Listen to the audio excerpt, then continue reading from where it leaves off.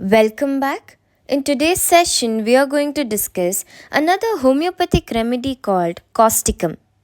Causticum is nothing but the potassium hydrate. This drug is one of the Hahnemann's flashes of genius. It is the outcome of the labors of Hahnemann, the chemist, physicians, and the true healers of rational art. This is a unique remedy and one of those without which we cannot do our practice. So we see in the Herring's guiding symptoms, they say whatever diversity of opinions may exist theoretically, causticum will remain stamped by our best practitioners as a polycrest of the highest order. So this is not of importance. The intro part, I just want you to know that because of the laborious or tedious process which was done by the great chemist and Hahnemann, the rational true healers of the rational art, the chemist, the physicians, this unique remedy was introduced into our practice. And causticum is remaining stamped by our best practitioners as one of the polycrest of the highest order. Nash also says that if Hahnemann had never given anything to the homeopathic school and any remedy, but just if he had introduced the causticum to the world of homeopathy, then we would still owe him an everlasting obligation. Causticum is such an indispensable polycrest remedy. So we see the main important part from your exam point of view starts here. What is the common name of causticum? Causticum is also known as Tinctura acris or Sine Kali, proved by our Dr. Hahnemann. Moving further to the sphere of action, causticum, the principal organs which is affected by this great drug are the medulla oblongata and the vagus nerve. You can see starting from the medulla oblongata, continuing with the vagus nerve. It also affects the larynx and trachea. You can see the larynx and trachea. Urinary bladder, the mucous membrane of the urinary bladder. Clear guys? The medulla oblongata, vagus nerve, larynx, trachea, mucous membrane, urinary bladder. It acts on the flexor tendons. You can see the flexor pulleys here. The flexor digitorum superficialis, the flexor digitorum profundus, the flexor tendons. So mainly you need to remember that the causticum acts on the flexor tendons. It acts on the mucous membrane we know, and it also acts on the skin.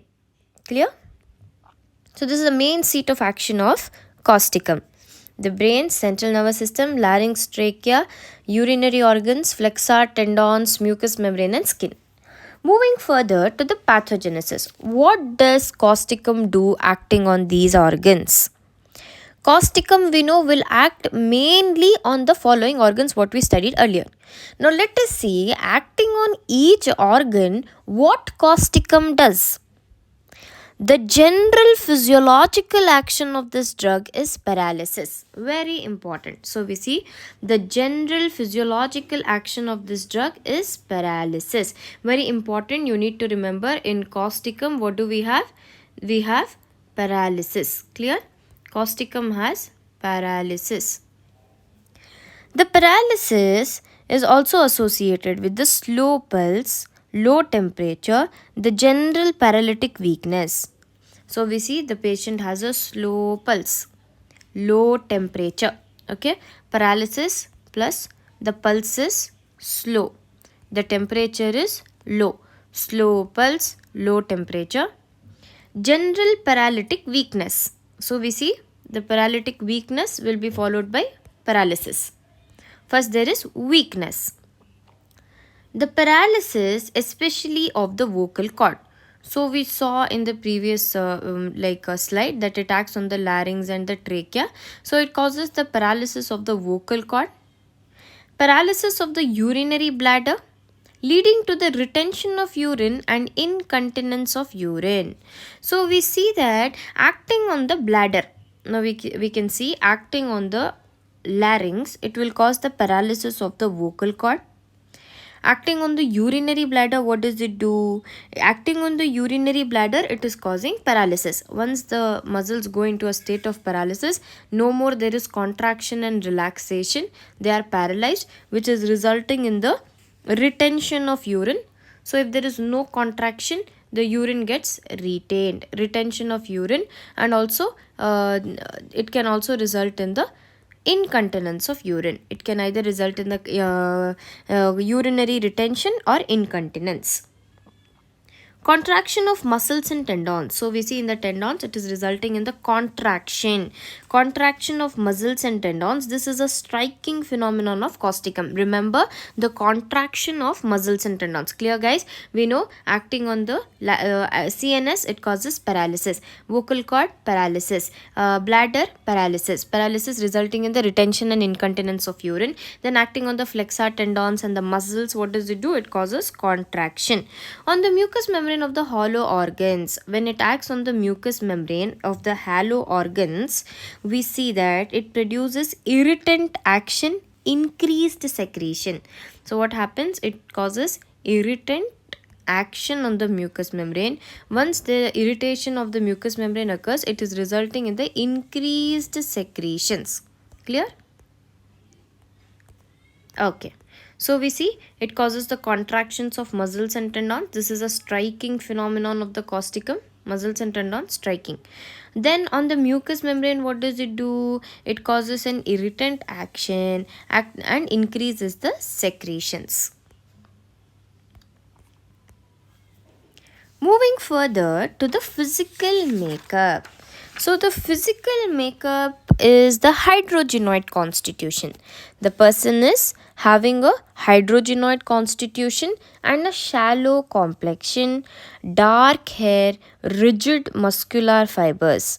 Physically, the patient will be very weak, emaciated, anemic. You can see the picture here. The person is very weak, he is emaciated, rigid muscular fibers, and anemic. Thermally chilly patient. Okay, thermally he is chilly. And miasm antisoric and antipsychotic. So we see thermally chilly, miasm antisoric and antipsychotic. So soric and psychotic symptoms are found. Okay, let's move further to the guiding symptoms. The guiding symptoms of each remedy is very important. Once we are thorough with the main keynote symptoms or the guiding symptoms of the remedy, the same will be applied in the particulars.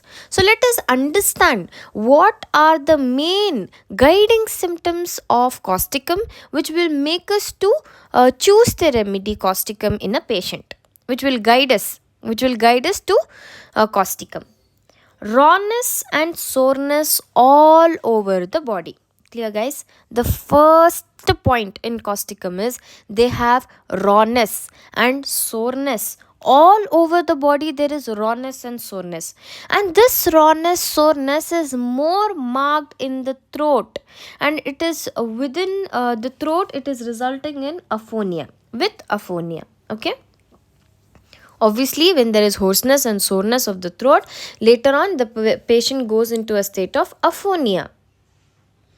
Paralysis of a single part, usually right side. So we saw paralysis.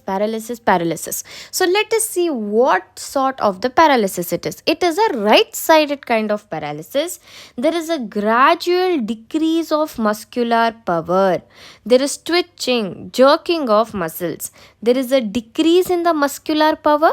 There is weakness, decrease in muscular power, twitching, jerking of muscles. So we see, what did we see? The first thing, rawness and soreness. Second, paralysis. Which side? Right-sided. Associated with decrease in the muscular power, twitching, jerking of muscles.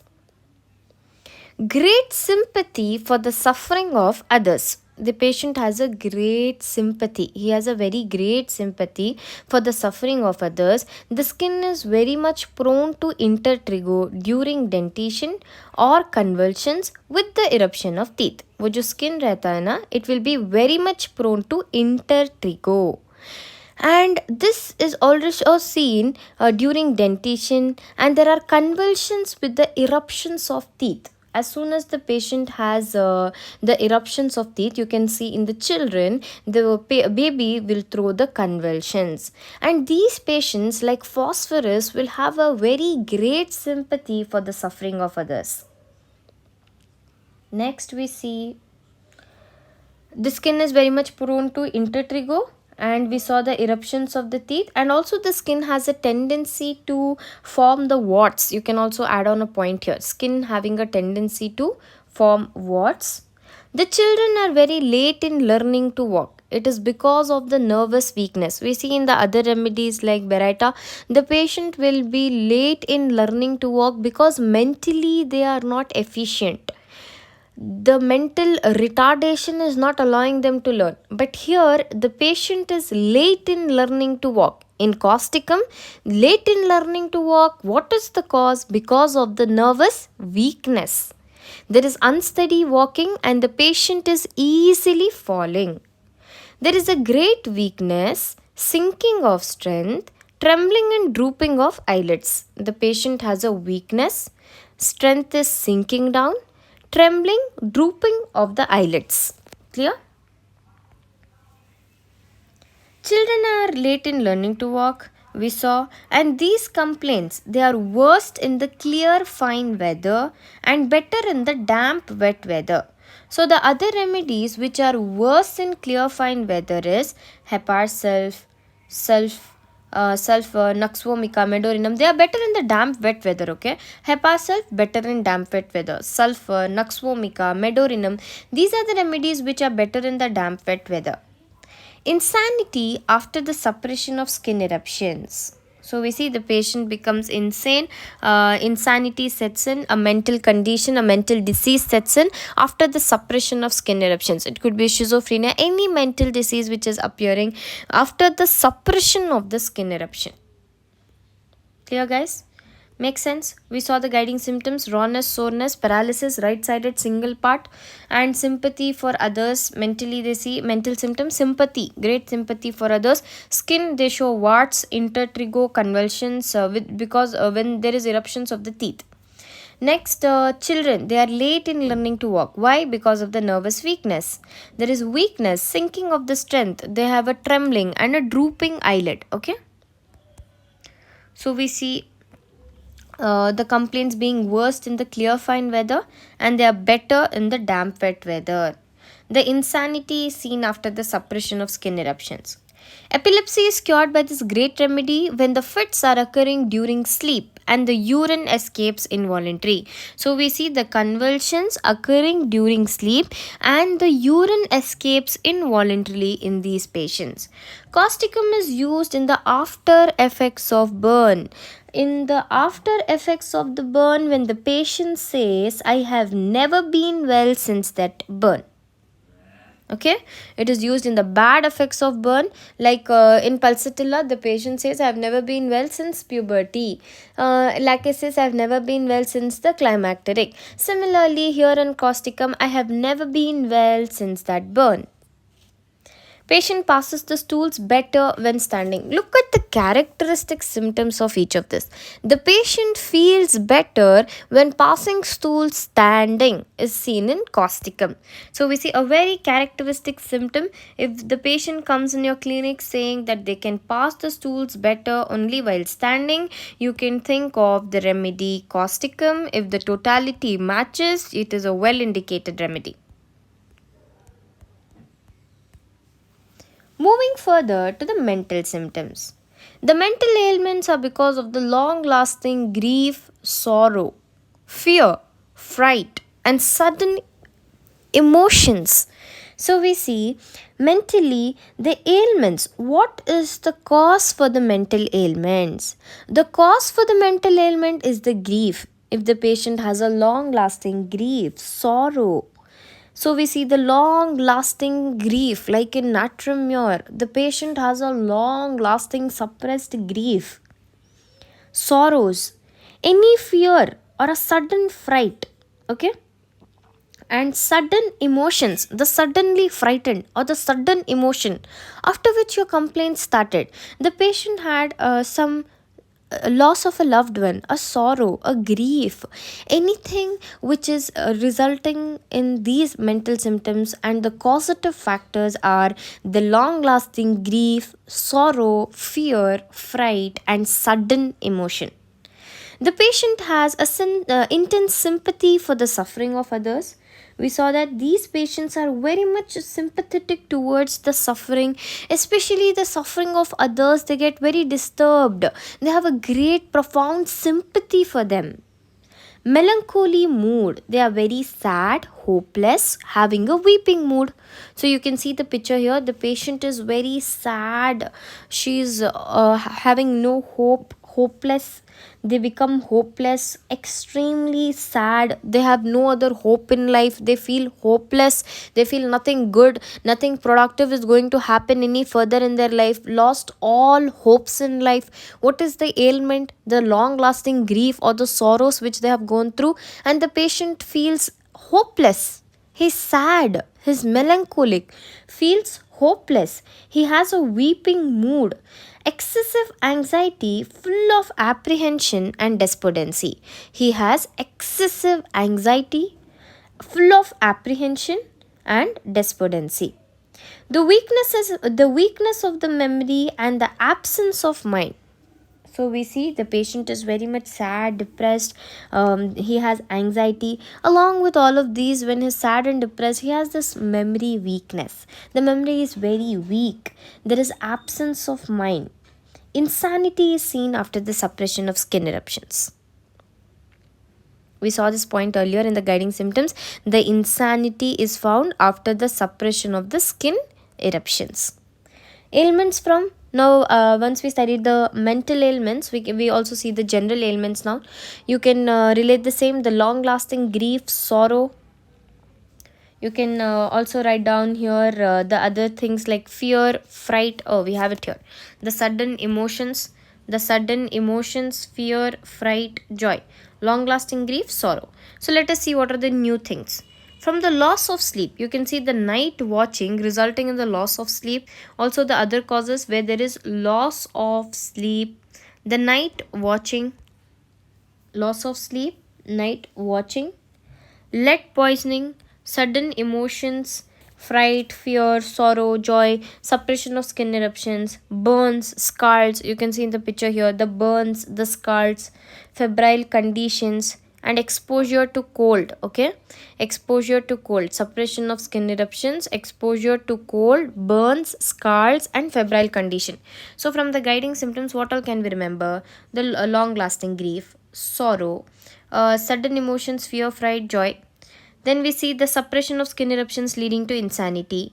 We also studied about the burns. It is a very good remedy for old burns and scalds, which are not healing. They break open again, and we see since that burn, the patient is not well.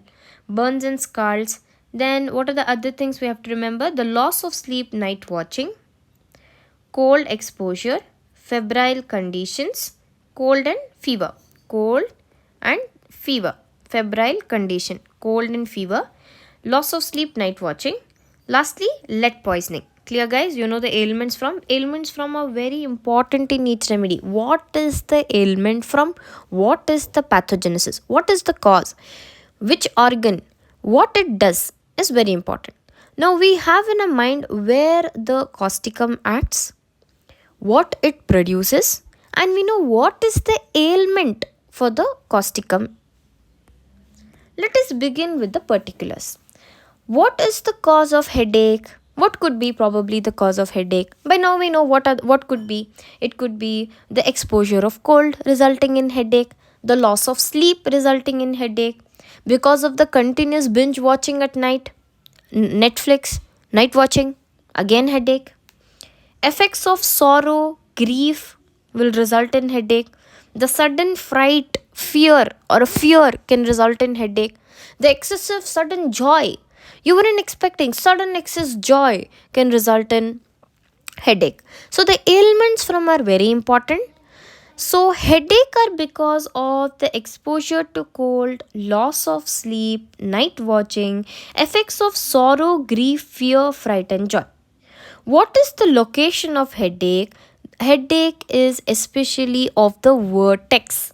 Headache, it is located in the vertex. You can see the headache of the vertex. With the picture, you should always remember headache in the vertex. Okay.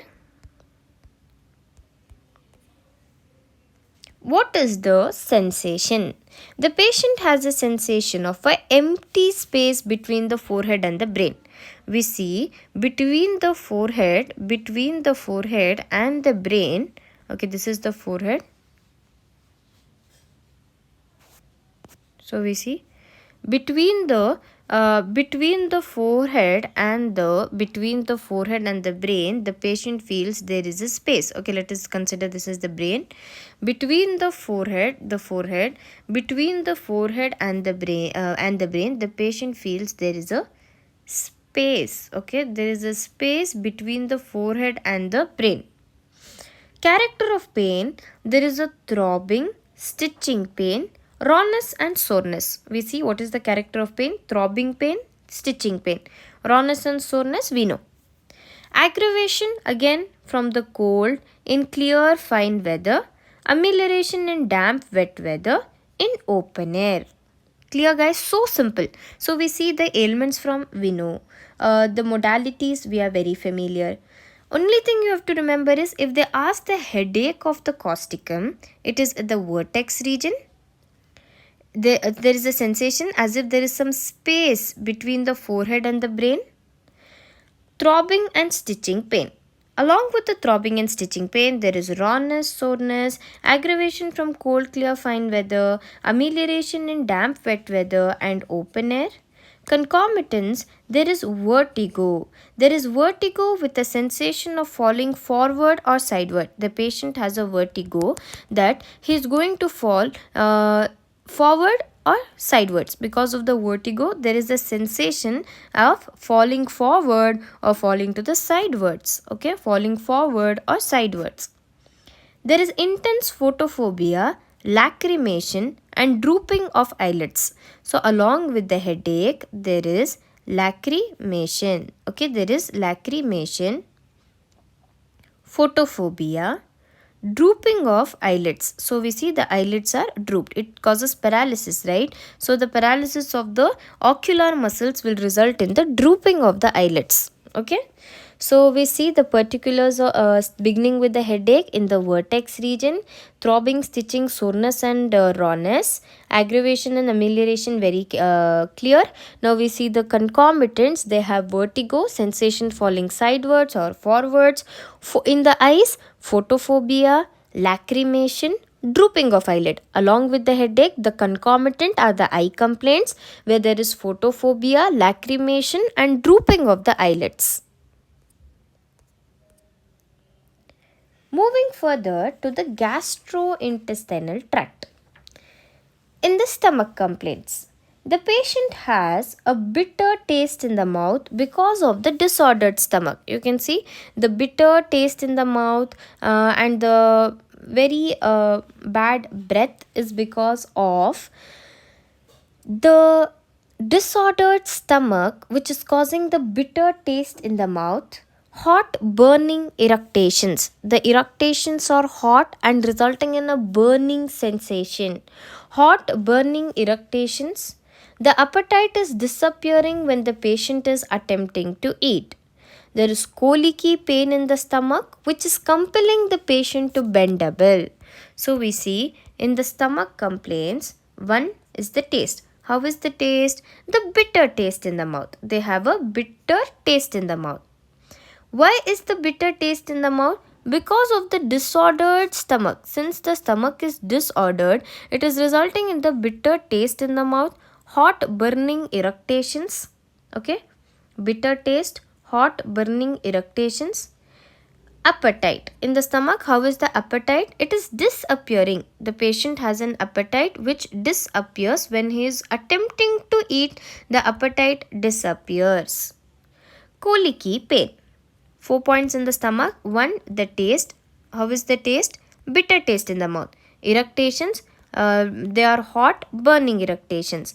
Then appetite. Appetite disappears when the patient is attempting to eat. Colic. How is the colic? Colic in the stomach is compelling the patient to bend double. Clear guys? Stomach complaints. We write the patient has a bitter taste, hot burning eructations, appetite disappearing when he is attempting to eat, and colicky pain compelling the patient to bend double. Moving further To the stools. Stools may be soft or hard, but of a small quantity. The stools either could be soft or they could be hard. But the quantity of the stool is very little. The stools of a small quantity, tough and covered with mucus. The stools are tough and they are covered with mucus. Tough stools covered with mucus. They are shining like grease and expelled with much straining. The stools are shining. The stools are shining like grease and they are expelled with a lot of straining. Okay, with a lot of straining, the stools are expelled. Stool passes better when the patient is standing. There is paralysis of the rectum and sphincter ani muscles. So we see the stool has to be expelled with a much straining because there is a paralysis of the rectum and sphincter ani muscles. There is soreness and rawness of rectum with an infrequent ineffectual desire. So we see the desire is ineffectual desire. Frequently the patient has an ineffectual, which means the patient tries to pass the stools but he is having no success. There is ineffectual, failure to pass the stools. Even though the patient has a desire, he wants to pass stools, he is trying to pass stools but he fails. So the causticum has ineffectual, frequent ineffectual desires to pass stool. There is rawness and soreness of the rectum. The stool is passing better when the patient is standing. There is paralysis of rectum, sphincter ani muscles. And we saw the character of stool, that it could either be hard or it could be soft. It will be a very small quantity, in small quantity, covered with mucus, and it will be shining like grease and expelled with a lot of straining. Moving further to the urinary complaints. In the urine, that has to be passed very lowly. So we see the urine, it is passing involuntary when the patient is coughing. So we saw this in the guiding symptoms. I hope the urine is passing involuntary when the patient is coughing. It is expelled very slowly. Sometimes much straining is required to pass the urine. Think of causticum, it is a great paralyzer. It causes the paralysis of the muscles, paralysis of the sphincter ani, sphincter urethrae. So we see acting on the sphincters and the muscles, it causes paralysis. So the urine will be expelled very lowly and much straining is required to pass the urine. And when there is a problem in the sphincter, if it causes the paralysis of the sphincter, the urine will start passing involuntary when he's sleeping. The loss of sensibility, also if the nerves are affected, if there is a nervous affection, then it will result in the loss of sensibility while passing the urine. There may result in the retention of urine after surgical operations. So we can think of causticum when there is retention of urine, the retention of urine after the surgical operations, or in involuntary urination after fever due to weakness of sphincter urethrae. So when there is involuntary urination after fever or due to weakness of the sphincter urethrae, we can think of causticum. Clear guys, what are the urinary complaints? Involuntary urination when the patient is coughing, when the patient is sleeping. And how does he pass the urine? Very lowly, much strain is required. So we see the stream of urine is very low. Okay, it passes very lowly. Okay, lowly and with much straining. And we see the retention of the urine after surgical operation and involuntary urinations after fever, weakness of the sphincter urethrae. Moving further to the respiratory symptoms. In the respiratory symptoms, let us begin with the throat. The throat affections, what is the causation? Exposure to the draught of cold air. There is rawness and soreness in the throat, hoarseness in the morning, aphonia, the loss of the voice associated with the pain in the chest, hoarseness especially of the singers. The larynx will be very sore and the pharynx will remain paralyzed. The cracking in the throat is seen when the patient is swallowing. So we see the rawness and soreness in the throat. You can see in the picture here the rawness soreness in the throat.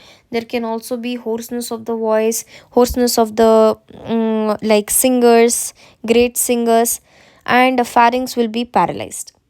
Moving further in the respiratory tract, the cough of Causticum. There is a severe cough with the rawness and soreness in the chest. The cough is associated with rawness and soreness in the chest. Expectoration remains very scanty. The sputa cannot be raised, and if at all the patient raises the sputa, he is unable to expectorate. Therefore, he swallows the sputa. So, we see the patient, if at all he is raising a little sputa, yet the sputa cannot be raised enough to expectorate it out. So, the patient has to swallow the sputa. They cannot cough deep enough to get relief by raising the sputa. They have sputum in the chest. They want to get relief of it. Yet they cannot cough hard enough so that can relieve the sputa. Okay. Modalities we know it is aggravated on expiration in clear fine weather, and it is relieved by drinking cold water. So we see a very characteristic point here. The cough relieved by drinking cold water. The other remedy where the cough is relieved by drinking cold water is cupromet, and in the damp wet weather they have relief. So we see the causticum cough is relieved by drinking cold water.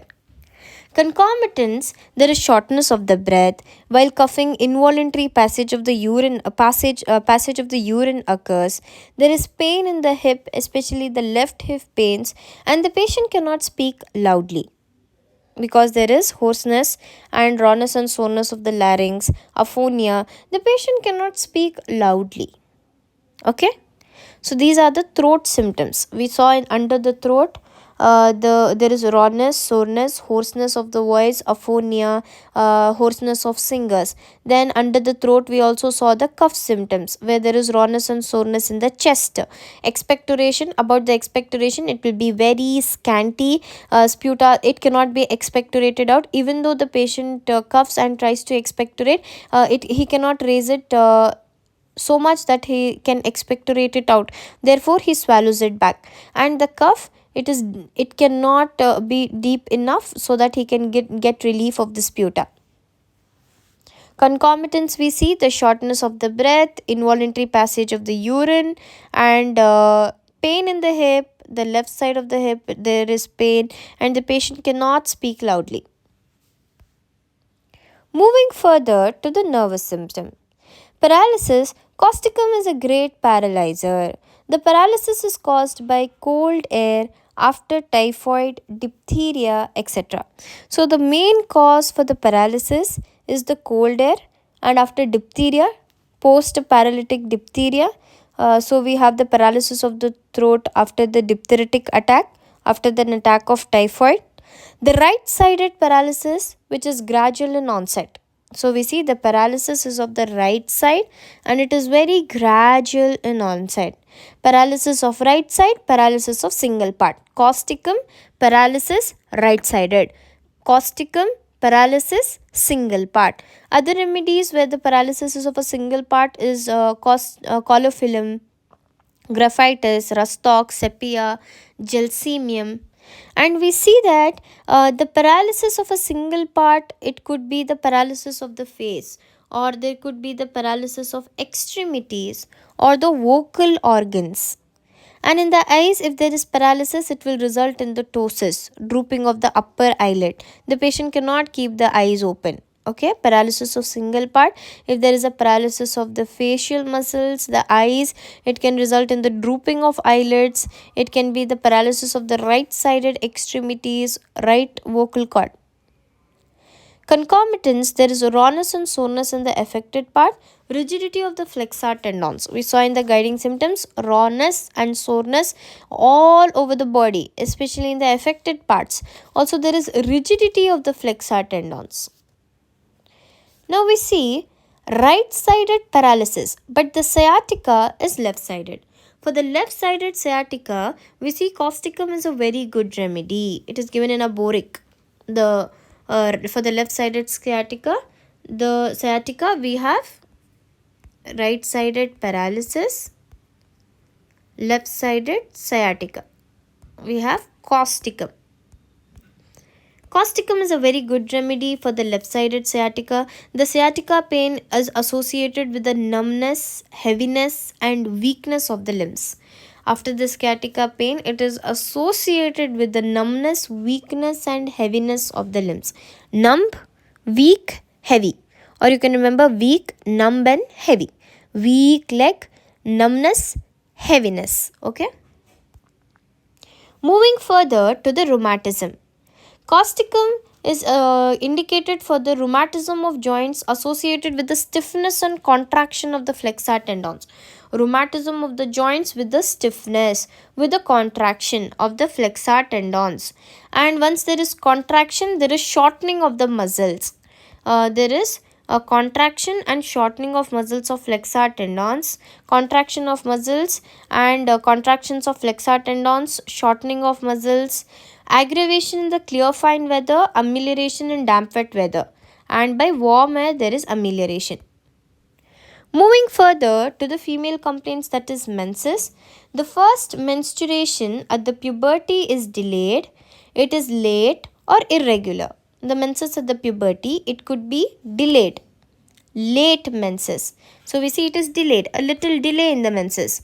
It was supposed to be on 6th, but it is coming on 9th, delayed menses. Or it could be indicated in irregular menses, 28-day cycle, the next time it is 35-day cycle, the next time it is 32-day cycle. So the delayed or irregular menses, 24-day cycle. So the delayed menses, irregular menses, or it could be amenorrhea for a period of month. Late menses. The time, it could be too early or too late, that is it could be irregular or feeble. The time of the menses, it could occur either too early, okay, too early or too late. Character of flow, the causticum has a bright blood, slow and non-coagulable. So the menses are bright red menses, okay, bright red, bright blood. The slow flow of the menses flowing menses flowing very slowly. They are non-coagulable. Menses will cease at night and flow only during the day. How characteristic. We see the flow occurring only during the day, causticum. Okay, causticum, the flow occurs only during the day. At night, the flow ceases. So remember, causticum flow only during the day. The other half you can write. The causticum flow only during day. Flow only during causticum day. Okay. Causticum day, only during the day the flow occurs. At night it ceases. Concomitants, there is rawness and soreness in the urethra. Leukorrhea will also appear, especially at the night, with the great weakness. Along with the menses, leukorrhea also appears. At night there is no flow, right? So the leukorrhea appears at the night, associated with the great weakness. Moving further to the skin. Now we saw under the sphere of action that causticum acts on the skin. So what does causticum do? It is a great wonderful remedy in cases of burns. We know burns and scars. So the skin is the acting on the skin. The causative factor could be the bad effects of burns and scars. How is the character of the skin? There is rawness and soreness in the affected part. The subacute and chronic eruptions and soreness in the folds of the skin. So we see they have eruptions. The eruptions are subacute or the eruptions are chronic. There is soreness in the folds of the skin, in the back of the ear. Imagine there is soreness in the folds of the skin. It could be in the groin area and the axilla, neck. The soreness is occurring in the folds of the skin, back of the ears, in between the thighs. The old burns do not get well. The cicatrix, they will freshen up. And the old burns, the patient says that I have never been well since that burn. So we see the old burns are opening up again, old cicatrices are freshening up, and the old burns, they do not get well. The old cicatrices, the scars will freshen up, and again the wound becomes very freshen up.